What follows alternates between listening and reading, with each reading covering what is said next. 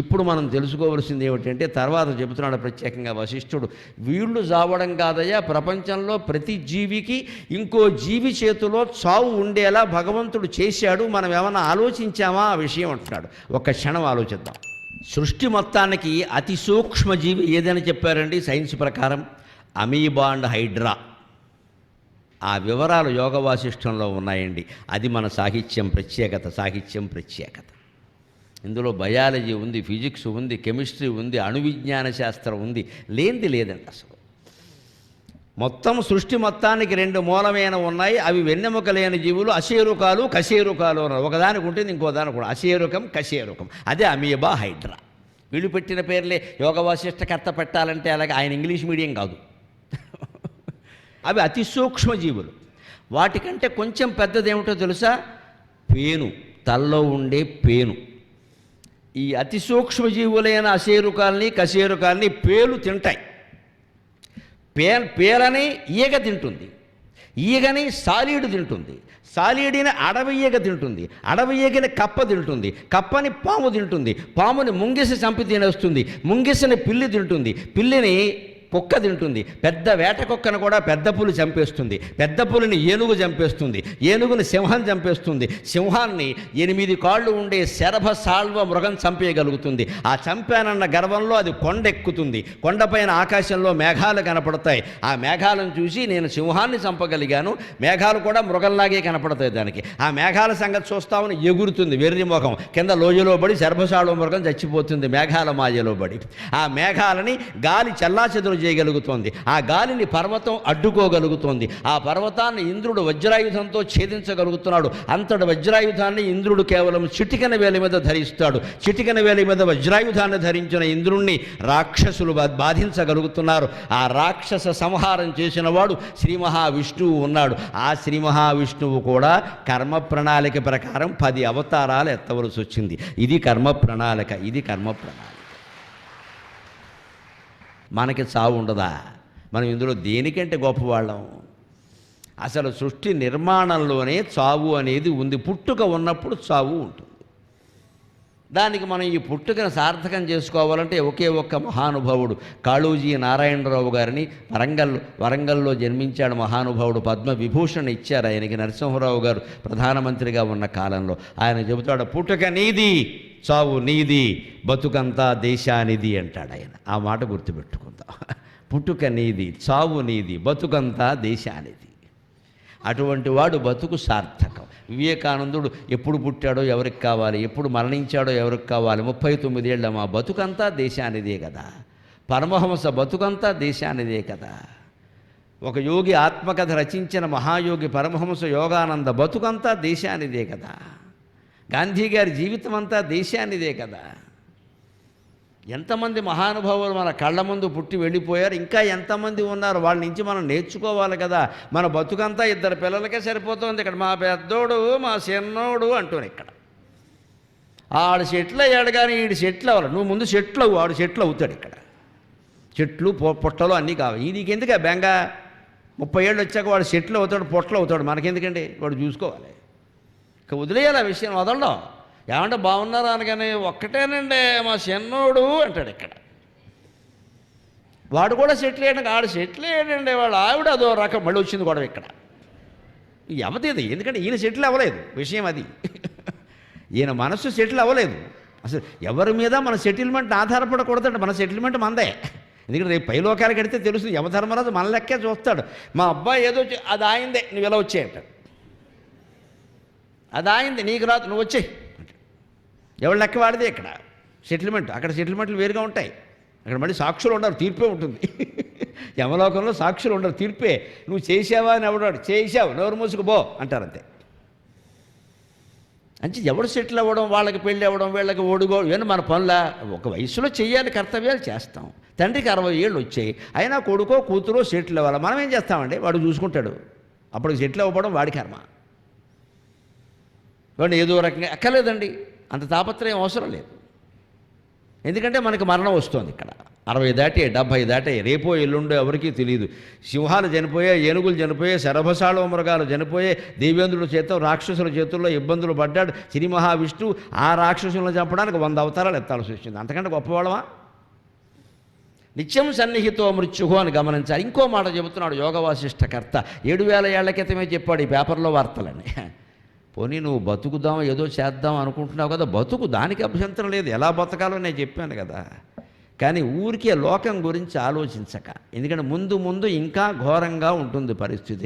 స్వస్వ పాపీయసీమేషక స్వస్వ పాపీయసీమేషక స్వస్వ క్రూరతరామపి స్వస్వేదకరీమేతి దశామిక జడో జనక. శ్వక అంటే రేపు, స్వస్వక పాపీయసీం ఏషక, రేపు ఎల్లుండి ఇంకా పాపాత్ములు పుట్టబోతున్నారు, మహాపాప కార్యాలు చూడబోతున్నారు. ఒక్క రోజుకి 500 కోట్లు విలువ చేసే సైబర్ నేరాలు జరుగుతున్నాయండి. ఒక్క రోజుకి, ఒక నెల మన్నించండి, ఒక నెలకి 500 కోట్లు. అంతేకాదు, ఇంకో దారుణమైన వార్త చెబుతా. ఒక్క రోజుకి దేశంలో రోడ్డు ప్రమాదాల కారణంగా 18 నుంచి 30 ఏళ్ల లోపు వయసు వాళ్ళు 500 మంది చచ్చిపోతున్నారమ్మ. రోజుకు 500, రోజుకు 500 యువకులు, అంతా యువకులే, 18 to 30. ఎందుకంటే మన వాళ్ళకి బండి ఎక్కితే ఒళ్ళు తెలియదు. ఇంట్లో 2 కార్లు, తల్లికో కారు తండ్రికో కారు ఉన్నా సరే ఈనో బండి కొనుక్కుంటాడు. ఎందుకంటే పోజుకోవడానికి, అవసరానికి కాదు. ఇలా ఎక్కగానే 5వ గేరే పెడతాడు, ఇంకా 4 గేర్లు ఉండవు, ఇంకా 5వ గేరే. 6వ గేరు వాడు పెట్టలే, లేదా అది కూడా పెడతాడు. అందులో ఇంకేదైనా అమ్మాయి ఎదురుగా కనపడితే బండిలో లేపేస్తాడు, ఇంక చెప్పక్కర్లేదు ఇంకా. కానీ అమాయకులకి తెలియంది ఏమిటంటే యువతరం కోసం అమ్మాయి, ఇప్పుడు ఇలాంటి బండి లేపడానికి పడిపోయే అమ్మాయిలు ఎవరు లేరు ఇక్కడ. వాళ్ళు అసలు అలాంటి వాళ్ళని మెచ్చుకో. అమ్మాయిలు ఎవరు, స్త్రీ హృదయం సున్నితంగా ఉంటుంది. వాళ్ళు ఎలా కోరుకుంటారంటే ఈ సాహసాలు ఏవో చేస్తే తాత్కాలిక యా అంటారు, కానీ అమ్మో వీడిని చేసుకుంటే ప్రమాదం, చచ్చిపోతాడు, ఇలాంటివి చేస్తాడు, సంసారం నాశనం అయిపోతుంది, కాస్త నెమ్మదిగా ఉండేవాడు కావాలి మనకే, వీడెందుకు, ఈ పిచ్చితనం ఇది వీళ్ళకి. ఆ సాహసాలు వాళ్ళు మెచ్చుకోరు. పైకి మెచ్చుకొని యా అన్నా కానీ తర్వాత పా అంటారు. ఇది వాళ్ళకి కావాల్సిన సేఫ్టీ. స్త్రీ అంటే రక్షణ, ఖచ్చితంగా వీడు నన్ను రక్షించాలి. వీడు ఇలా ఉంటే ఏం రక్షిస్తారు? వీడు తలకాయ కాలో చెయ్యో విరుగుతుంది చేస్తూ కూర్చోవాలకండి నేను. ఇలాంటి దుస్సాహసాలు చేస్తే ఆడాళ్ళు ఎవరూ ప్రేమించరండి. అనుభవం మీద చెప్పట్లా, ఊరికే పేపర్లో చదివి చెబుతాను. ఏం చెప్పినా అనుభవం అనుకుంటే కష్టం. సాఫీగా హాయిగా జీవితాన్ని నడుపుతూ గొడవలు ఏమీ పెట్టుకోకుండా కాస్త అంతో ఎంతో పొదుపు చేసే మొగాడినే కోరుకుంటారు ఆడాళ్ళు ఎవరైనా. అంతే, ఏదైనా ఉంటే కాపాడాలి కదా. ఆవిడ ఏదైనా పొరపాటున ఏదైనా మాట అన్నా గొడవ వచ్చినా వాడు అడ్డం ఉండి నిలబడగలరు, వీడే అంటూ ఉంటే అలాగే. ఈ దుస్సాహసాలు మెచ్చుకోరండి, ఇది అజ్ఞానం. అందుకని మనం ఇప్పుడు చూస్తున్నాం, రోజుకు 500 మంది చనిపోతున్నారంటే పేపర్లో వచ్చిన వార్త నేనేం కల్పించలేదు. సైబర్ నేరాలు నెలకి 100 కోట్ల పైన దాటిపోయాడు. ఇక ఎంత విచిత్రం అంటే డాక్టర్లు, లాయర్లు, 60 ఏళ్ళు దాటిన పెద్దవాళ్ళు, బ్యాంకు మేనేజర్లు కూడా మోసాలకు ఎలా లోన్ అవుతారు? వాడు ఎవడో ఫోన్ చేసి నువ్వు మనీ లాండరింగ్కి పాల్పడ్డా, నేను పాల్పడలేదు అని ఫోన్ పెట్టి ఏం జరుగుతుందో చూద్దాం. నువ్వు పాల్పడ్డావా? లేదు కదా, నీకు తెలుసు కదా. డిజిటల్ అరెస్ట్ అనగానే కంగారు పడిపోతున్నాడు. ఎందుకంత కంగారు? ఎవరు డిజిటల్ అరెస్ట్ అంటే అర్థం లేని మాట. ఎదురుగా వచ్చే అరెస్ట్కే దిక్కు లేదే. గట్టిగా పోలీస్ స్టేషన్కి ఒక ఫోన్ అడిగితే వదిలేస్తారు. డిజిటల్ అరెస్ట్ ఏంటంటే దానికి మనం భయపడ్డం ఏమిటి? నువ్వు బాత్రూంలోకి వెళ్ళినా సరే ఫోన్ కూడా పెట్టుకోవాలంటే కూడా పెట్టుకెళ్ళిపోతున్నాడు. అంత అమాయకం. ఎవరు? చదువు రాని వాళ్ళు కాదు, వ్యవసాయదారులు కాదు, వాళ్ళు చాలా తెలివిగా ఉన్నారు. వాళ్ళు కనుక వాళ్ళని ఎవడన్నా ఫోన్ చేసి బెదిరించాడనుకో, నెంబర్ పనిచేయట్లేదు రాంగ్ నెంబర్ అని పెట్టేస్తారు. వాళ్ళకి చాలా తెలివి ఉంది. ఎందుకంటే ఎన్నోసార్లు పంటలు పండకపోవడం, కరువు దారిద్ర్యం రావడం అనుభవించారమ్మా. వాళ్ళకి తెలుసు ఇలాంటి బెదిరింపులకు. వాళ్ళు ఈడెవడా సోంబేరిగాడే, ఇక్కడ పొద్దున్నే ఫోన్ చేసాడు ఎదవా అని పెట్టేస్తారు. అంతే వాడి తెలివితేట ఈ చదువుకున్న వాళ్ళకే లేవు ఇక్కడ. నువ్వు మనీ లాండరింగ్కి పాల్పోవడం అనగానే భయపడిపోవడమే. అది ఎందుకు తీసుకోవాలి? ఇదే స్వస్వ పాపీయసీం ఏషః. రాను రాను ప్రపంచం ఇంకా పాప భూయిష్టంగా మారబోతుంది. ఆశాదీపం అడుగంటిపోతోంది, కొడుగట్టిపోతుంది. అంతేకాదు స్వస్వక క్రూరతరామపి, ఇంకా క్రూరంగా ఘోరంగా మారుతున్నాయి. మీరు గమనించండి, 10 ఏళ్ల క్రితం కూడా అత్యాచారాలు సృష్టి ప్రారంభం నుంచి ఉన్నాయమ్మా. రావణాసురుడు చేయలేదా? అత్యాచారాలు ఎప్పటి నుంచో ఉన్నాయి. కానీ ఈ మధ్య జరుగుతున్న అత్యాచారాలు కావండి, హత్యాచారం చేసి చంపేస్తున్నారు మనిషిని. నువ్వు ఏదో తప్పో ఏదో చేసావు ఘోరాన్ని, ఆ మనిషిని వదిలేయచ్చు కదా, చంపడం ఏంటి అంటే క్రౌర్యం పెరిగింది మనుషుల్లో. ఎందుకో మీకే బాగా తెలుసు, నాకు ఆ అలవాటు లేదు. ఫోన్ వెబ్ సిరీస్, యూట్యూబ్లో వచ్చే వీడియోలు, క్రౌర్యం పెరిగిందమ్మా. ఎవడో హత్య చేస్తాడు, దాన్ని వీడియో తీసి పెడుతున్నాడు సిగ్గు లేకుండా. అది హీరోయిజం అనుకుంటున్నాడు. ఆ వీడియో మనం చూస్తున్నాం, మనం నెత్తురు కారడం, పడవడం ఇదంతా చూస్తున్నాం. మనకు అలా 4 సార్లు చూసేసరికి అది మామూలు అయిపోయింది. మనకి ఇష్టం లేని వాళ్ళని పొడి చేస్తున్నాం. ఎప్పుడు మనిషి మీద విన్నదాని ప్రభావం కంటే చూసిన దాని ప్రభావం ఎక్కువ ఉంటుంది. ఇదే ఉదాహరణ. ఇప్పుడు ఇది నిండిపోబట్టి అక్కడ కూర్చున్నారు, ఇది నిండిపోకపోతే ఇక్కడ కూర్చున్నవారుగా అంటే మనిషిని చూడాలని ఉందా లేదా. ఇక్కడ కూర్చోవచ్చు అని అనుమతిస్తే అందులో సగం మంది ఇక్కడికి వస్తారు, నాకు తెలుసు. ఈ ముందు కూర్చుంటారు, కింద కూర్చుంటామంటే మేము ఆయన చూడాలి, మంచి పని కావచ్చు ఇది. కానీ ఇక్కడైనా ఇబ్బందే కదా, ఎక్కువ మంది ఉంటే. మరి ఇక్కడే మనిషిని చూడాలి అని ఉన్నప్పుడు ఆ తెర మీద చూడడం కంటే మేము ఇక్కడ చూస్తూ ఉండేదిగా తెర మీద ఇంటి దగ్గరైనా చూస్తున్నాం కదా అనే భావన ఉన్నప్పుడు మంచి విషయంలో ఉంటే చెడు విషయంలో కూడా అంతే ఉంటుంది, దాని ప్రభావం ఎక్కువ. అంచేతే మనం పెద్దవాళ్ళు పిల్లల విషయంలో చాలా జాగ్రత్తగా ఉండాలి. ఈ హింసాత్మకమైన ఘటనలన్నీ వాళ్ళు యూట్యూబ్లో చూస్తున్నారు. ప్రతివాడు ప్రతిదీ పెట్టేస్తున్నాడు అక్కడ. దానికి ఏం అదుపు లేదు, ఇంకా అదుపు లేకుండా పెడుతున్నారు. అందుకని దాని ప్రభావం స్వస్వ క్రూరతరామపి, రాను ప్రపంచం ఇంకా భయంకరంగా మారిపోతుంది. క్రౌర్యం పెరిగిపోతుంది. ఇప్పుడు ఇందాక చెప్పుకున్నవన్నీ అంతే. పిల్లల్ని చంపేయడం ఏంటండి? పోనీ ఏదో చేశాడు వెధవ పని, దాన్ని తెలియకుండా అక్కడ వదిలేయచ్చు కదా. వాళ్ళు ఏదో వైద్యం చేసుకుని ఏడుస్తారు కదా, తర్వాత కేసు పెట్టుకుంటారు. చంపేయడం ఏంటి మనిషిని? 4 ఏళ్ల పిల్లని. ఇప్పుడు ఏ పిల్లల్ని ఎలా వదిలిపెడతామమ్మా? ఎంతమందికి మనవరాళ్ళు ఉన్నారు, ఎంత బాధపడుతున్నారు ఈ వార్తలు తెలుస్తుంటే. స్కూలుకి పంపకుండా ఉండలేం. అలాగే 4 ఏళ్ల పిల్ల దగ్గర నుంచి జాగ్రత్త పడాలంటే ఎలాగా? పోనీ 16 ఏళ్ళో 17 ఏళ్ళో వస్తే అయ్యో వయస్సులో ఉంది అమ్మాయి, కొన్ని జాగ్రత్తలు మనము చెప్పాలి, లేకపోతే కూడా ఎవరినైనా ఇచ్చి 4 ఏళ్ల పిల్లకి ఎవరిని పంపిస్తామండి? ఇందులోనే మళ్ళీ బంధువుల్లోనే పెద్దవాళ్ళు ఉంటే వాళ్ళే రకరకాల అకార్యాలు చేస్తున్నారు. ఎవరిని నమ్ముతాం ఇక్కడ? ఇది మొత్తం 7,000 ఏళ్ల క్రితం ఊహించి చెప్పాడు యోగ వాసిష్ఠ. ఇలా ఉండాలని ఆయన ఆశించలేదాం, ఇలా ఉంటుంది, బీ కేర్ఫుల్, మీరు జాగ్రత్తగా ఉండండి, మీ ఇంట్లో జరగకుండా చూసుకోండి, మీ మట్టుకు మీరు బయటపడండి, ముందు నువ్వు చెయ్యకు, వచ్చింది చాలు, ఇంకా నువ్వు చెయ్యకు. అంటే రాను భయంకర పాపకారణిగా మారిపోతుంది, పాపభూయిష్టంగా. రాను ఇంకా క్రూరతరంగా తయారవుతుంది. హత్య జరగడం కాదు, క్రూరంగా హత్య చేస్తారు. అంతేకాదు స్వేదకరీమేతి, చెమట కక్కించేస్తారు. స్వేదకరీం ఏతి దశామిక జడో జనక, ఈ జడుడైనటువంటి మనిషి అటువంటి దశని చూడబోతున్నాడు రామచంద్ర, పొందబోతున్నాడు. ఇంకా పాపం భూయిష్టంగా మారిపోతుంది ప్రపంచం, ఇంకా క్రూరతరంగా మారుతుంది. చెమటలు కక్కించేస్తారు మనిషి చేత. స్వేదకరీం ఏతి. వెంటనే రాముడు అడిగాడు, రామం తండ్రి భయపడుతున్నావు వశిష్ఠ మహర్షి, పరిష్కారం చెప్పు. అదే భారతీయ గ్రంథాలలో విశిష్టత. రామాయణం కానీ భారతం కానీ కాళిదాసు కావ్యాలు కానీ మీరు ఏదైనా చదవండి, అన్నీ సుఖాంతం అవుతాయి. పెళ్ళి జరుగుతుంది, చివరిలో పెళ్ళి ఖచ్చితంగా జరుగుతుంది, సుఖాంతం అవుతాయి. ఈ దుఃఖాంతమయ్యే పుస్తకాలు మనం ఒప్పుకోమండి సాధారణ మన మనస్తత్వం. అందుకే ఇక్కడ ఈ దేశంలో విషాదాంత సినిమాలు కూడా ఎక్కువ ఆడవు. దేవదాసు లాంటివే 1-2 ఆడాయి అంతే. నాగేశ్వరరావు గారి నటన అంతే. కథ గురించి కాదు, శరత్బాబు గురించి ఆడాల, నాగేశ్వరరావు గారి గురించి ఆడింది అది అంతే. లేకపోతే దుఃఖాన్ని మనం తట్టుకోలేము. చివరిలో దేవదాసుని పార్వతిని కలిపేయచ్చు కదా, నువ్వు కలిపేస్తావు, ఆయన కలపలేదు, మరి ఏం చేయమంటావు? అలా ఉంటుంది మన ఆలోచన. అలా ఉండడంలో ఒక ఉద్దేశం ఉంది, అది తప్పు కాదు. భారతీయులు దుఃఖాన్ని తట్టుకోవాలంటే మాట్లాడద్దు. దుఃఖాలు ఎన్నో తట్టుకుని ఆత్మహత్యలు చేసుకోకుండా ఉన్న రైతులకి, నా గోదావరి జిల్లాల రైతులకి నేను పాదాభివందనం చేస్తున్నాను. వాళ్ళు తట్టుకున్న దుఃఖాలు మనం ఎక్కడ తట్టుకున్నామండి? ఎప్పుడండి పంట పండింది? ప్రతి ఏటా నష్టమే. పిల్లలు ఎవరు మేము వ్యవసాయం చేయమంటున్నారు, ఏం చేయాలో తెలియదు. ఇక్కడ 10 ఎకరాల పొలం పెట్టుకుని అన్ని దుఃఖాలు తట్టుకుని వాళ్ళు ఇంకా చనిపోకుండా ఉన్నారంటే వాళ్ళు దేవతలు, మామూలు వాళ్ళు కాదు. అక్కడ వాళ్ళకి దండం పెట్టాలి. వాళ్ళ నుంచి ఈ బీటెక్ ఎంటెక్ చదివిన గ్యాంగ్ అంతా వాళ్ళ నుంచి ధైర్యం నేర్చుకోవాలి. ముందు వాళ్ళని పరికరించారనుకోండి, మీరు ఏమయ్యా పంట పండలేదా, ఎలా భగవంతుడు అలా చేశాడు, ఏం చేయమంటాం, పెళ్ళి వాయిదా వేద్దాం, వచ్చేయాడో చూసుకుందాం. ఎంత ఆశావాదం అండి నా దేశపు రైతుకి. అతనికి నమస్కారం. చనిపోలేదే, ఏదో దేవుడు ఇలా ఎవరిని ఏమీ అనడు పాపం. దేవుడు ఇలా చేశాడు, పెళ్ళి సంబంధం వచ్చింది, మంచిది, వాళ్ళ కాళ్ళు పెట్టుకున్నాం, ఏం చేద్దాం, వాయిదా వేద్దాం. మరి డబ్బులు లేవు, అప్పు ఎక్కడ చేస్తాం? ఇదండి రైతు ఇటువంటి రైతును వదిలేసి, వ్యవసాయాన్ని వదిలేసి, పిల్లల్ని బీటెక్లు, ఎంటెక్లు, ఎంఎస్సీలు, ఎంబీఏలు చేయిస్తే ఇవాళ వాడు చేస్తున్న పని ఏమిటంటే, చేస్తే హత్య, చేసుకుంటే ఆత్మహత్య.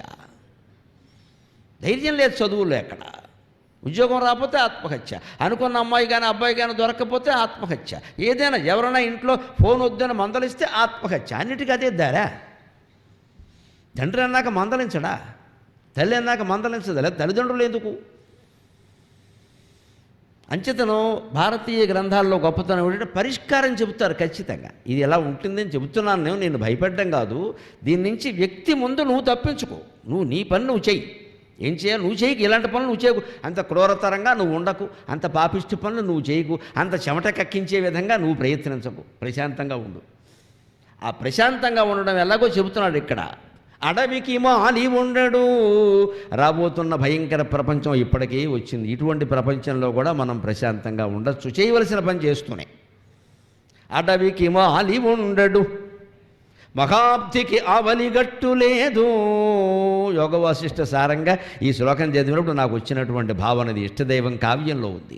అడవికి మాలి ఉండడు, మహాబ్ధికి ఆవలిగట్టు లేదు, ఈ పొడమికి అంశు లేదు, విడి పువ్వులను అందములేని వందుమే, విడి పువ్వులను అందములేని వందుమే, విడిగ మనస్సునేలుమ వివేకముతో అది తెలివినిచ్చడిన్, విడిగ మనస్సునేలుమ వివేకముతో అది తెలివినిచ్చడిన్, పడకుము సంఘమోఘమున, పడకుము సంఘమోఘమున, స్వప్నముగా తలపోయుమన్నిటిన్. ఇది మనం ప్రశాంతంగా ఉండడానికి మార్గం. ముఖ్యంగా నాలాగే 60 ఏళ్ళు దాటిన వాళ్ళకి చెబుతున్నాను నేను. ఏదైనా చేయగలిగింది ఉంటే చేయండి, చెప్పవలసింది ఉంటే చెప్పండి, ఆ విషయం వదిలేయండి. ప్రపంచాన్ని అంతటినీ మార్చాల్సిన అవసరం మనకేం లేదు ఇక్కడ. ఎందుకంటే అడవికి మాలి ఉండడు. ఒక ఉద్యానవనాన్ని ఏదైనా భవనం ముందు పార్కులాగా పెంచితే దానికి తోటమాలు ఉంటాడు. అడవికి అమెజాన్ అడవులకు తోటమాలు ఎవడు ఉంటాడండి? అడవికి తోటమాలు ఉండడు, అది అదే పెరుగుతుంది. అయినా పెరుగుతూనే ఉంది. సమాజం అరణ్యం, నువ్వు తోటమాల అవుదామని చూడకెక్కడ. అంత బాధ్యత నెత్తి మీద పెట్టుకోకు, నీకు అవసరం లేదు అది. మహాబ్ధికి ఆవలి గట్టు లేదు. ఒక చెరువుకి గట్టుంది, నదికి గట్టుంది, సరోవరానికి అన్నిటికీ గట్టుంది, నూతికి సరే గుండ్రంగా ఓ నుయ్యి ఉంది. సముద్రానికి ఏముందండి? అంత మాత్రం సముద్రం వచ్చి మన మింగేసిందా? అప్పులు సముద్రంలో మునిగిపోయి ఆత్మహత్యలు చేసుకున్న వాళ్ళు ఉండగా సముద్రంలో మునిగిపోయిన వాళ్ళు లేరు. ఇవాళ పత్రికలు చదివారా? ఆ మొత్తం భారతదేశంలో అప్పుల్లో బాగా మునిగిపోయిన రాష్ట్రం ప్రభుత్వం చేసిన అప్పులు కాదమ్మా, వ్యక్తిగత రుణాలు ఎవరి దగ్గర ఎక్కువ ఉన్నాయంటే ఆంధ్రప్రదేశ్ నెంబర్ 1. అందున మహిళలకి నమస్కారం, మహిళలే పురుషుల కంటే ఎక్కువ అప్పులు చేస్తున్న వాళ్ళను. అసలు అప్పు ఆడవాళ్ళు చేయడం ఏంటండి? ఎంత విచిత్రం అండి. ఎక్కడైనా ఉందా అమ్మ? మీ మామగారిని మీ అమ్మమ్మ గారిని అడగండి, అప్ప అదేంటే అదేమన్నా అప్ప అంటారు వాళ్ళు. వాళ్ళకి తెలియదు అప్పు అంటే ఏమిటో. వాళ్ళకంత స్వేచ్ఛ కూడా లేదు. ఇవాళ మన స్వేచ్ఛగా మనకి ఎలా వచ్చిందంటే నొక్కు, ఆన్లైన్ నొక్కు, ఈఎంఐ, డిఎంఐ, సిఎంఐ, కొట్టో, కొరియర్. పత్రికలో వచ్చిన వార్తమ్మ, ప్రధాన పత్రికల్లో. మొత్తం పురుషుల్లో 60%, మహిళల్లో 61% అప్పుల్లో మునిగిపోయారు ఆంధ్రప్రదేశ్లో. బాగా తక్కువ అప్పులున్న రాష్ట్రం గోవా. ప్రతి 1,00,000 మందికి కేవలం 2,000 మంది అప్పుల్లో ఉన్నారు అక్కడ. మన ఆంధ్రప్రదేశ్లో 1,00,000 మందికి 60,000 మంది అప్పుల్లో ఉన్నారు. అప్పు లేనివాళ్ళు లేడు ఇక్కడ. అంటే మనకి ఎలా ఉన్నాయి కోరికలు? నా కోరిక వెంటనే తీరాలి, డబ్బు ఉందా లేదా నాకు అనవసరం, క్రెడిట్ కార్డు ఉందిగా గీకు. ప్రతి వాళ్ళకి క్రెడిట్ కార్డు వచ్చేసింది. శుభ్రంగా వెంటనే ఈ క్రెడిట్ కార్డు, ఈ గొడవ, ఈ డిజిటల్ లేకపోతే చచ్చినట్టు. బ్యాంక్ వెళ్ళి తీసుకోవాలంటే అది ఎవరి పేరు మీద ఉందో వారే తీసుకోవాలి. మన పేరు మీద లేకపోతే కుదరదు. ఉన్నవాడిని అడగాలి, వాడు ఒప్పుకోకపోతే నోరు మూసి కూర్చోవాలి. ఒకవాడు ఇద్దరు పేరు మీద ఉంటే ఇద్దరు సంతకాలు పెట్టాలంటుంది. ఎంత గొడవ అసలు. ముందు బ్యాంక్ వెళ్ళాలి. ఇప్పుడు అవసరం ఏం లేదండి. భర్త ఆఫీస్కి వెళ్ళగానే ఈవిడ గీకుతుంది, ఈవిడ కనపడినప్పుడు ఆయన గీకుతాడు. ఇద్దరు కలిసి తిరుక్షవరం చేస్తున్నారు సంసారాన్ని. తిరుపతి గుండు గీసేటప్పుడు కూడా షిక్ అంటాడు కదా, సరిగ్గా క్రెడిట్ కార్డు పెట్టినప్పుడు కూడా షిక్, అంతే, మొత్తం గీకేయడమే. అదే సౌండ్ ఒకటే, మొత్తం నాశనమైంది ఇక్కడ. నా గుండు గీయించినప్పుడు చూడండి మీరు, షిక్ అని 3 నాట్లు పెడతాడు, తర్వాత అని లాగేస్తాడు మొత్తం. 3 నాట్లు ఎడుతూ కూర్చుంటే వాడికి పని నడవదు అక్కడ. ఇప్పుడు క్రెడిట్ కార్డు అంతే, మొదటిసారి నీకు కొద్దిగా వస్తుంది, కొద్దిగా తర్వాత మొత్తం బ్యాంక్ అకౌంట్ అంతా ఖాళీ. నువ్వు ₹1,00,000 కట్టాలి, ఇంటి మీద దాడి వస్తుంది, ఇంటి మీద దాడి జరుగుతుంది. ఇలా పెంచుకున్నామా లేదా మనం? అప్పులు సముద్రంలో మునిగిపోతున్నాం కానీ సముద్రం ఎప్పుడు మన ముంచలేదండి. అడవికి తోటమాలి ఉండడు, సముద్రానికి ఆవలగట్టు లేదు, ఈ పొడమికి అంచు లేదు. భూమండలానికి అంచు ఎవరు చెప్తారండి? గుండ్రంగా ఉంది ఇక్కడ. అంచు లేని భూమండలం మీద, తాను నిరంతరం తిరుగుతున్న భూమండలం మీద, సూర్యుని చుట్టూ పరిభ్రమిస్తున్న భూమండలం మీద మనం ఉండగలుగుతున్నామంటే లలితా పరా భట్టారిక యొక్క దయ, భగవంతుడు దయ. ఇంకో మార్గం లేదండి, ఇంకో ఆలోచన లేదండి. ఒక్కసారి భూమి ఇలా అడ్డం తిరిగితే నేను తిరగను అని కూర్చుంటే, అది ధ్యాన సమాధిలో ఉంటే, అది కూడా నేను తిరగాలంటే టీఎంటీ బెల్ట్ ఉండాలంటే మనం చేసేది ఏం లేదు ఇక్కడ. మరి దాన్ని తిప్పుతున్నవాడు ఎవడండి? దేవుడు కాకపోతే. ఈ నాస్తికులు ఎవరైనా తిప్పారా వచ్చి ఇక్కడ? ఏదో మాటలు చెప్తారు కానీ ఒక మహాశక్తి పనిచేస్తుందని అర్థం కావట్లేదా? ఆ భూమి లక్షల ఏళ్ళుగా, కోట్ల ఏళ్ళుగా అలాగే తిరుగుతుంది. ఆ సూర్యుడు కోట్ల ఏళ్ళుగా అలాగే ఉన్నాడు. ఆ నవగ్రహాలన్నీ పంచాంగంలో పండితులు ఎలా చెప్పారో అలాగే ఉన్నాయి. చంద్రగ్రహణం, సూర్యగ్రహణం వాళ్ళు చెప్పిన నిమిషాలు కాదు, సెకండ్ల ప్రకారం జరుగుతున్నాయి. అంటే భారతీయ పంచాంగం అద్భుతం, అద్వితీయమని అర్థం కావట్లేదా? మరి ఇవాళ ఉండే లెక్కలు కంప్యూటర్లు ఏం లేవే, చేతివేళ్ల మీద లెక్కపెట్టి చెప్పారే ఆవేళ జ్యోతిష్శాస్త్రవేత్తలు. ఎంతటి పండితులు, ఎంత మహా తపస్సులు. ఉపాసన లేనివాడు ఎవడు జ్యోతిష్శాస్త్రం చెప్పేవాడు కాదు. పూర్వం వ్యాపారం కోసం అసలే చెప్పేవాడు కాదు, అందుకే అది నిలబడింది. అంతటి వాళ్ళు కదా. పొడమికి అంచు లేదు, అంచులేని పొడమిలో మనం ఉన్నాం ఇక్కడ.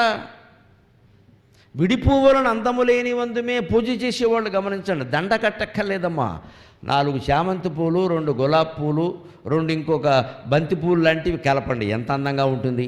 విడి పువ్వులు, ఒక్క చామంతి పూలతోనే ఒంట్లో ఉండే విగ్రహాలకు తలో పువ్వు పెట్టండి.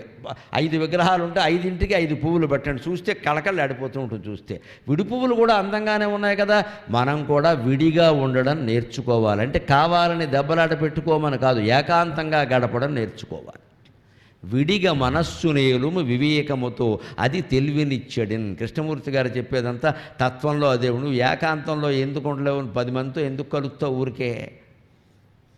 దానికి ఈ మధ్య సత్సంగం అని ఓ పేరెట్టారు ఇక్కడ. అదో పెద్ద మళ్ళీ బంధం అయిపోతుంది ఇక్కడ సత్సంగం అనేది. దానికి ఇంకో మనిషి పేరు జోడించడం అది మరీ దరిద్రం. అది ఒక మనిషి పేరు జోడిస్తే సత్సంగం అనరు, బంధం అంటారు దాన్ని.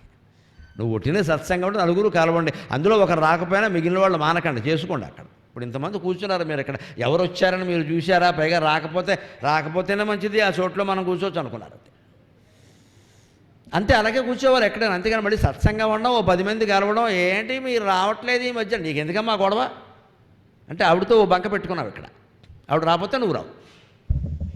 ఎవరితో ఎక్కువ బంధం పెంచుకున్నా జరిగేది ఏమిటో తెలుసునండి. శివపురాణంలో ఉన్న మాట చెబుతున్నా, దయచేసి జాగ్రత్తగా ఉందాం. మానసిక వైకల్యం కలిగిన పిల్లలు ఈ మధ్య ఎక్కువ పుడుతున్నారు. మంచంలోనే ఉంటారు, ఏమీ చేసుకోలేరు, కనీసం మాకు ఇది కావాలని చెప్పలేరు. తల్లి చచ్చిపోతుంది వాళ్ళకి చేయలేక.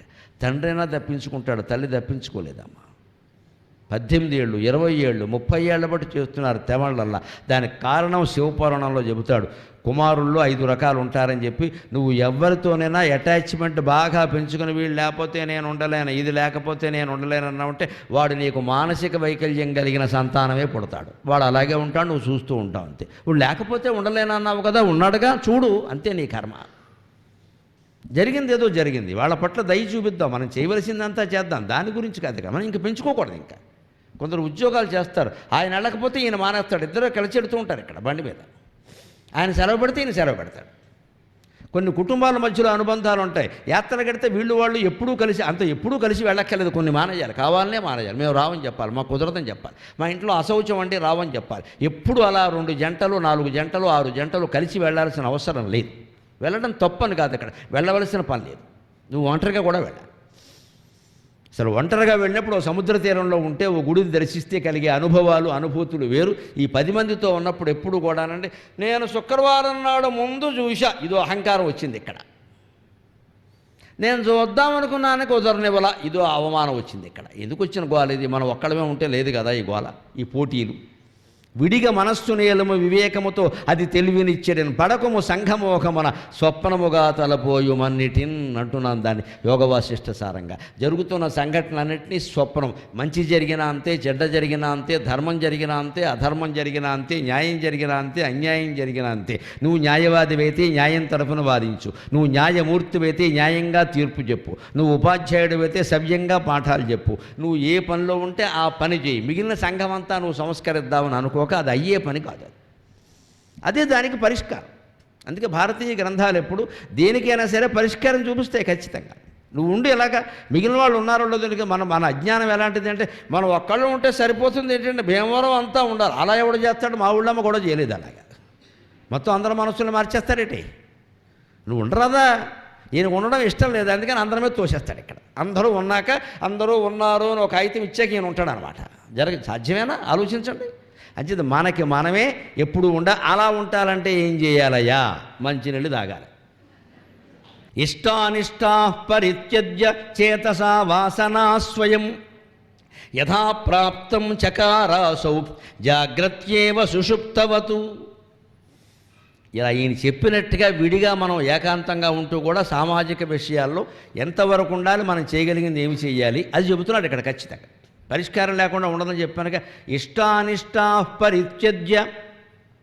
దామ వ్యాళ కటులు ముగ్గురు ఎందుకు ఓడిపోయారండి? వాళ్ళలో ఇష్టం అయిష్టం ప్రవేశించింది.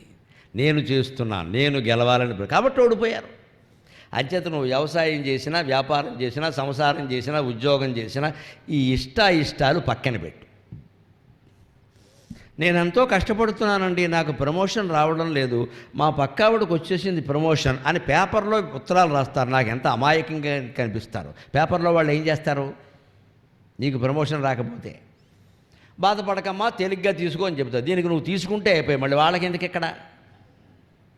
దీనికి మళ్ళీ పేరు రాయారు, ఒక సోదరి, అదొకటి ఇక్కడ మనం ఎంక్వైరీ చేయాలి. మళ్ళీ నేను ఇక్కడ ఆ లేఖలు చదువుతాను నేను సరదాకి, ఎంత విచిత్రంగా ఉంటాయి. దీన్ని అక్కడికి తీసుకెళ్ళాలా?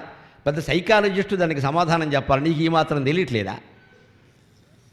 అంటే మనకు ఉద్యోగంలో జరగానే ప్రమోషన్ వచ్చేయాలి, పక్కవాడికి మరి నీకు వచ్చిందనుకో పక్కవాడు కూడా అదే అనుకుంటాడు. దానికి పరిష్కారం ఆత్మవత్ సర్వభూతాన్ని భగవద్గీత ఎప్పుడో చెప్పింది. భగవద్గీత చెప్పిన దానికంటే ప్రపంచం మొత్తం మీద ఏ సైకాలజిస్టు చెప్పగలిగింది ఏమీ లేదు భగవద్గీతలో మొత్తం. ఆత్మవత్ సర్వభూ వాడికి వస్తే నీకే వచ్చిందని అనుకోవయా, వదిలేయా విషయం. నేను ఎలా అనుకుంటానండి ఈ శరీరం, ఆ శరీరం నీదని అనుకోవడం కూడా మానేయి, సరిపోతుంది. ఉద్యోగం చేసుకో. రాముడితో వనవాసానికి వెళ్ళవస్తే లక్ష్మణుడేం బాధపడలేదే, ఇంటి దగ్గర ఉండిపోవలసి వస్తే భరతుడేం బాధపడలేదే, నేను రాజ్యానికి రానయ్యా నువ్వే పరిపాలించాలంటే చెప్పులు దాని మీద పెట్టి పరిపాలించాడు కానీ భరతుడేమీ బాధపడలేదే. కేవలం శత్రుఘ్నుడు ఒక అనామక పాత్రగా ఉంటాడు రామాయణంలో. లక్ష్మణుడికి ఉండే ప్రాధాన్యం లేదు, భరతుడికి ఉండే ప్రాధాన్యం లేదు. పాపం భరతుడు కూడా ఉంటూ ఉంటాడు. ఆయన ఆటలో అట్టిప్పుడు ఆయనప్పుడు నాకు తగిన ప్రాధాన్యం లేదని వాల్మీకి మీద కేసులో కోర్టులో కేసే లేదే. వాళ్ళు ఏ ప్రాధాన్యమో కోరుకోలేదండి. శత్రుఘ్నులు లాంటి వార్తలు వాళ్ళ పని వాళ్ళు చేశారు. మనం సమాజంలో ఏ గుర్తింపు, ఏ గౌరవం కోరుకోకుండా మనం ఉన్న స్థానంలో మన పని మనం చేస్తే యోగ వాసిష్ఠకర్త చెప్పినట్టే సుఖంగా ఉండగలుగుతాం. ఎందుకు వస్తుంది ఈ దిక్కుమాలస అంతా అంటే ప్రతి వాడికి గుర్తింపులు, గౌరవాలు కావాలి. ఈ ఫేస్బుక్లు వచ్చిన తర్వాత ఇది బాగా పెరిగిపోయింది. అసలు వాట్సాప్లు వచ్చాక దాన్ని వదిలిపెట్టమని ఇష్టానిష్ట పరిత్యుజ్య. అనిష్టమైన వాసనలు ఉంటాయి. వీడంటే పడదు, వాడంటే ఇష్టం, ఈ కూర ఇష్టం, ఈ పచ్చడి ఇష్టం, అవి కూడా నెమ్మదిగా తగ్గించుకో. ఏది పెడితే తిను. ఏ కూరైనా పచ్చడైనా నచ్చకపోతే ఒకటే లెక్క. ఓ స్వీట్ వేయమన్నా స్వీట్ నంచేసుకోవడం అంటే స్వీట్ నంచుకుంటే అన్నీ బాగానే ఉంటాయి, స్వీట్గా ఉంటాయి కదా, అంతే. అయితే ఇప్పుడు మన కోసం ఇంకోటి చేస్తారండి ఇక్కడ. మజ్జిగ నచ్చని వాడు ఎవడు ఉంటాడు? తాగి అయిపోయింది. అంతేగాని మనకు కావలసినవే కావాలంటే దొరకవండి. ఇష్టానిష్టాలు విడిచిపెట్టాలి. అలాగా చేతస మనసుతో వదిలిపెట్టాలి. వాసన అన్ని రకాల వాసనలు, ఆలోచనలు. ఇంకా నాకు అది ఇష్టం, నేను అన్నీ తినాను కానీ హర్యానా జిలేబీ అని ఉంటుంది తోటి అది తినాలి. ఇప్పుడు ఆంధ్రప్రదేశ్ జిలేబీ సరిపోలేదు నీకు, ఇంతే. అది వదిలేస్తే మనస్సులోనే వదిలేయాలి ఆ వాసనలు. ఎందుకు ఇది తెచ్చిపెట్టుకోవడం? ఎందుకంటే చిన్న వయసులో ఇప్పుడు 25 ఏళ్ళ వాడు తింటే ఇబ్బంది లేదండి. 60 దాటాక కష్టం. ఇవన్నీ నన్నే అరగవు అక్కడ. ఎందుకంటే 50 ఏళ్ళు దాటాక మనం తిన్న ఆహారం మొత్తం క్షీణశక్తులకు అందుతూ ఉంటుంది. దయచేసి గమనించండి. వృద్ధి చెందే శక్తులకు అందదు. 50 ఏళ్ల లోపు తిన్న ఆహారం వృద్ధి చెందే శక్తులకు అందుతుంది. 50 ఏళ్ళు దాటాక తిన్న ఆహారం క్షీణించే శక్తులకు అందుతుంది. 50 దాటాక కూడా 2 పూట్ల తిని మళ్ళీ పొద్దున్న మినపరొట్టి అన్నామంటే క్షీణించిపోవడం ఖాయం, గుండెపోటు రావడం ఖాయం, అరగదు. తగ్గించాలి. రాత్రిపూట ఫలహారం లేదా ఫలాహారం, పళ్ళే, ఇంకేం మాట్లాడక తగ్గించు. ఎందుకంటే శరీరం తట్టుకోలేదు. ఇంకా అరిగించేసే యంత్రాలు అరిగిపోయే దాన్ని అరగతీసేస్తావేటి ఇంకా నువ్వు ఇక్కడ. ఇంక నేను ఎప్పటికీ అన్నీ గట్టిగా తింటా, అది అంత గొప్ప చెప్పాల్సిన అవసరం లేదు. ఎప్పుడో పోతావు పైకి. మన్నాడు పేపర్లో కూడా రాదు ఇక్కడ. ఉన్నట్టుండి గుండెపోట్లు వస్తాయండి, ఏ షుగరో పెరిగిపోతుంది, ఏ బీపీయో పెరిగిపోతుందండి. అది మళ్ళీ కిడ్నీ కొట్టేస్తున్నాడు దెబ్బ, మూత్రపిండాలు చచ్చిపోతాడు అన్యాయంగా. ఎందుకు తెచ్చుకోవాలి, మానేయచ్చు కదా. పైగా ఇన్ని ఏళ్ళు తిన్నా. అందుకే మన గొప్ప సంప్రదాయం అండి హిందూ సంప్రదాయం. కాశీ వెళ్ళిన వాళ్ళందరూ ఓ కాయ, ఓ పండు, ఒక ఆకు ఏదో వదిలేయాలని చెప్తారు. ఎందుకని? ఆ వంకాయనైనా వీడు తినడం మానేస్తాడని. వీడిప్పటికి 80 ఏళ్ళు వయస్సు ఉండి అక్కడ వంకాయ వదిలేసి, నేను వంకాయ వదిలేసా. ఎప్పటికి వదిలేవు మహానుభావ, 80 ఏళ్ళు తిని ఇప్పుడు వదిలేవు. ఇక్కడ దాన్ని పెద్ద పేపర్లో వేయిస్తున్నావు మహాత్యాగం చేసినట్టు. నిజానికి అర్థం కాలేదు చాలామందికి. అది సంస్కృతం మాట. అది కాయాపేక్ష ఫలాపేక్ష అంటే కాయ పండు కాదండి బాబు, ఎందుకు చేస్తున్నారో తెలియదు. కాయాపేక్ష సంస్కృతం మాట, తెలుగు మాట కాదు. కాయం అంటే శరీరం మీద అపేక్ష వదిలేయి. ఫలాపేక్ష అంటే ఫలితం మీద అపేక్ష వదిలేయి. అంత గొప్ప సంప్రదాయం మనది, అంత గొప్ప సంప్రదాయం. మనం దాన్ని కాయా పండు చేసి, నేను కమలా పండు వదిలేసా. పెద్ద విషయం ఇక్కడ. మహాత్యాగం, బలిచక్రవర్తి త్యాగం కంటే గొప్పది. కమలా పండు వదిలేసాట. ఎప్పుడు తినడం ఇష్టం లేదు, అందుకే వదిలేసాడు. అంటే ఆ త్యాగం ద్వారా కూడా ఏదో మనకి పబ్లిసిటీ రావాలి. ఇక్కడ నిజానికి కాశీలో చెప్పింది అది కాదండి. కాయాపేక్ష ఫలాపేక్ష వదిలేయమంటే శరీరం మీద అపేక్షను వదిలే. కాయం అంటే శరీరం, సంస్కృతం మాట అది. తెలుగు కాయ అంటారంటే ఇది వంకాయ టెంకాయ కాదు అది. ఫలం అంటే పండు కాదండి, పొరపాటు మాట. ఫలితం. ఏ పని చేసినా ఫలితాన్ని ఆశించడం మానేయి, చేయవలసించే వదిలేసే ఆ విషయాన్ని. ఎందుకంటే దామవ్యాళ కటులు ముందు యుద్ధం చేసినప్పుడు ఫలితం ఆశించలేదు, వాళ్ళు జయించారు. తర్వాత ఫలితం ఆశించడం మొదలుపెట్టారు, ఓడిపోయారు. లెక్కది. అందుకోసమే ఈ కథ చెప్పాడు. వాళ్ళు రోబోలైనా ఎవరైనా, రాక్షసపక్షమైనా దేవతాపక్షమైనా ఫలితాన్ని ఆశించకుండా కేవలం యంత్రంలాగా పనిచేసినప్పుడు గెలిచారు. ఫలితాన్ని ఆశించడం, అవమానం సన్మానం తేడాలు గమనించడం మొదలుపెట్టాక ఆగిపోయారు. అంటే మనమేనా జీవితంలో అంతే. ఓడిపోకుండా గెలవాలంటే ఫలితాన్ని ఆశించొద్దు. నీ పని ఏదో నువ్వు చేసి, ఒకవేళ వాళ్ళు మన వల్ల ఉపకారం పొందిన వాళ్ళు వ్యతిరేకమైనా సరే సంతోషించాలమ్మా. ఎందుకో తెలుసా, ఇంకెవరికి మనం ఉపకారం చేయక్కల జపం చేసుకుంటూ కూర్చోవచ్చు. ఒక పాఠం అయింది కదా. 5,000 అప్పు తీసుకుని ఎవరైనా ఎగ్గొట్టారనుకోండి, ఈ రోజుల్లో సంతోషించాలి. ఎందుకో తెలుసా, 5 లక్షలు తీసుకోలేదు కదా, మరి వాడి స్వభావం తెలిసింది. ఇంకెప్పుడు ఇయ్యం కదా. 5,000తో మన బతికించాడు. ఎంత అదృష్టం. ఈ రోజుల్లో 5,000 ఒక లెక్క. సినిమాకి వెళ్ళి హోటల్కి వెడితే 5,000 అవుతున్నాయి. పోనీ వాడు మనకు తెలుసున్నవాడే కదా, తెలియని వాడికి ఇయ్యం కదా. తెలుసున్న మిత్రుడికి 5,000 ఇచ్చాం, పోయింది. అదే 5 లక్షలు అడుగుంటే మనం ఇచ్చుంటే ఏమయ్యేది? అంచేది వాడు మనకి మేలు చేశాడు. ఎందుకంటే 5,000 ఎగ్గొట్టాడు కాబట్టి 5 లక్షలు మనకి సేవ్ అయ్యాయి. ఇది ఆలోచించే విధానం. అంచేత చేతసా వాసనాస్వయం, మనస్సు ద్వారా వదిలేసి ఏం చేయాలి? యథాప్రాప్తం చకారాసౌ, ఏది ప్రాప్తించిందో అది చెయ్యి. అంటే తప్పనిసరిగా చేయవలసిన పనులు కొన్ని ఉంటాయి మనకి ఇంట్లో. 70 ఏళ్ళు వచ్చినా 90 ఏళ్ళు వచ్చినా కూడా ఉంటాయి. 90 ఏళ్ళు వచ్చిందండి ఒక ఆవిడికి బాధ్యతలు ఏమీ లేవు, కూర్చుని ఉంది. మనవరాలు ముని మానవడో వచ్చి పెళ్ళే మా అమ్మగారని నమస్కారం చేశా. నాకెవరి మీద మమకారం లేదు పొండి అనకూడదమ్మా, తప్పది. వాళ్ళు భక్తితో నమస్కారం చేద్దామని వచ్చారు. తప్పకుండా నమా చిరాయు దీర్ఘాయురారోగ్యమస్తు అని ఒక మాట అంటే అయిపోయి. ఇది యథాప్రాప్తం చకారాసం. అంతేకాని మామగారు ఏం చేస్తుంది, నేను ఇప్పుడు గుర్తొచ్చానా అందరూ అయిపోయాక, ఇది సాగదీత. అంటే ఇవిడికి ఎందుకు ఇప్పుడు? ఇదే అహం. నన్ను అందరూ వదిలేశారా, పైగా ఇంకోటి పోనీ మనవరాలు నువ్వేనా గుర్తుపెట్టుకున్నావు, నన్ను అందరూ వదిలేశారమ్మా. ఇదో బాధ ఉందన్నమాట మనస్సులో. ఇవిడికి మోక్షం రాకపోగా నిన్నటి కథలో చెప్పినట్టుగా పెద్ద కొడుకు ఇంట్లో కుక్కై పొడ్డం ఖాయం. ఎందుకు ఇది నీకు? వాళ్ళు వచ్చి దండం పెట్టారు, ఆశీర్వదించు. పెట్టలేదు, వదిలే ఆ విషయాన్ని. నా దగ్గరికి రానియలేదు, ఆ మాట అనద్దు అసలు. రాకపోతే జపం చేసుకోవచ్చు. సమయం కలిసి వచ్చింది, జపం చేసుకోవచ్చు. వదిలే ఆ విషయం. వచ్చారు, ఇప్పుడు వచ్చారు, అప్పుడు వచ్చారు, ఏమీ నా అనరాలేదా, వద్దు. ఇవన్నీ వచ్చిన వాడికి నమస్కారం చేసి అయిపోయింది, ఆశీర్వదించి. ఇదే వదిలే. యథాప్రాప్తం చకారాసు. పిల్లకి పెళ్లి చేయాలి, కొడుక్కి పెళ్లి చేసేయడమే, అంతవరకే. ఇక తర్వాత అన్ని విషయాలన్నీ మనం అనుకున్నట్టే జరుగుతాయి అనుకోవద్దు, అటు ఇటు అయిపోతాయి. భగవంతుడి దేవాళ్ళు అన్నీ బాగుంటే మంచిదే, లేకపోతే మనం ఏం చేస్తాం? వాళ్ళ కర్మ వాళ్ళది. ఇదే యథాప్రాప్తం చకారాసు. ఎలాగా? దానికి ఉపాయం చెబుతున్నాడు. జాగ్రత్యేవ సుషుప్తవతు. జాగ్రత్త అవస్థలో కూడా నిద్రలో ఉన్నప్పుడు ఎలా ఉన్నావో అలా ఉండమన్నాడు. అది వేదాంతం అంటే. బాగా గాఢ నిద్రలో ఉన్నామనుకోండి, మనం ఎవరన్నా లేపినా కూడా ఏమంటాం? నాకు వద్దు, నేను ఇప్పుడు లేవను అంటాం కదా. అంటే బాగా ఇష్టమైంది. వాళ్ళు ఎందుకు లేపుతున్నారంటే గులాబ్ జామ్ పెడదామని లేపుతున్నారు. నువ్వు గులాబ్ జామ్ తింటా అన్నావు కదా, నీకోసం గులాబ్ జామ్ తెచ్చా, లేస్తే తర్వాత తింటాను, బాగా నిద్ర వస్తుంది అంటే ఈ నిద్ర ఆ గులాబ్ జామ్ కంటే ఇష్టమైందా లేదా? అంత నిద్రని మనం ప్రేమించినప్పుడు మనకి ఇష్టమైన పదార్థం తినట్ల లేదు, ఎక్కడికైనా ప్రయాణం పెట్టుకున్నాం సరదాగా అనుకోండి, సరదా విహారయాత్ర పెట్టుకుంటే నిద్ర బాగా వచ్చిందనుకోండి, వద్దు నేను ఇప్పుడు రాను నువ్వు వెళ్ళు అంటున్నావు లేదా?